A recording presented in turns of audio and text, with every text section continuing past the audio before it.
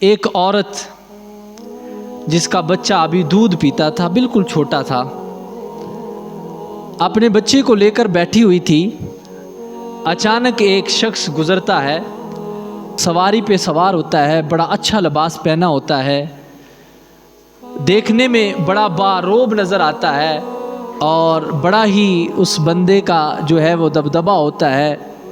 ماں کے دل میں التجا اٹھتی ہے، اللہ کی بارگاہ میں دعا کرتی ہے، یا اللہ میرے بیٹے کو ایسا بنا دے کہ جب اس کا اتنا روب دیکھا اور اس کا وقار دیکھا تو دعا مانگ لی، یا اللہ میرے بیٹے کو بھی ایسا بنانا۔ ابھی بیٹا دودھ پیتا ہے، بالکل چھوٹی عمر میں ہے۔ جب اتنا کہا تو آگے سے ماں نے جب یہ الفاظ بولے تو وہ بچہ دودھ پیتا بولنے لگا، کہنے لگا اللہم لا تجعلنی مثلہ، یا اللہ مجھے ایسا نہ بنانا۔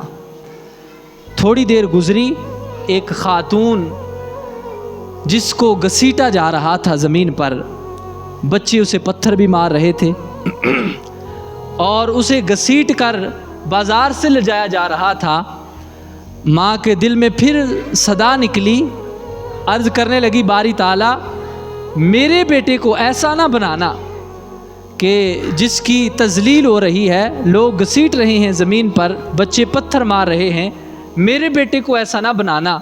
جب اتنا کہا تو آگے سے پھر بیٹا کہنے لگا اللہم اجعلنی مثلہ، یا اللہ مجھے اس عورت جیسا بنانا۔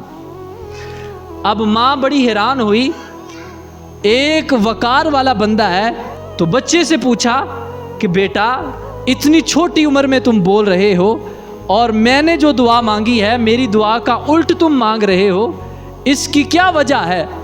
تو جب اللہ تبارک و تعالی کسی کو بزرگی عطا فرماتا ہے، کرامت عطا فرماتا ہے، ولایت عطا فرماتا ہے، تو اس کو ماں کے پیٹ میں بھی عطا کر دیتا ہے اور ولادت کے فوراً بعد بھی اللہ تعالیٰ اسے عطا فرما دیتا ہے۔ اب ماں نے کہا بیٹا بڑی عجیب بات ہے کہ تم نے ایسا کیوں کہا کہ اس عورت جیسا تو بننا چاہتا ہے، اس شخص جیسا تو بننا نہیں چاہتا، اللہ کی بارگاہ میں تم نے کیوں دعا کی؟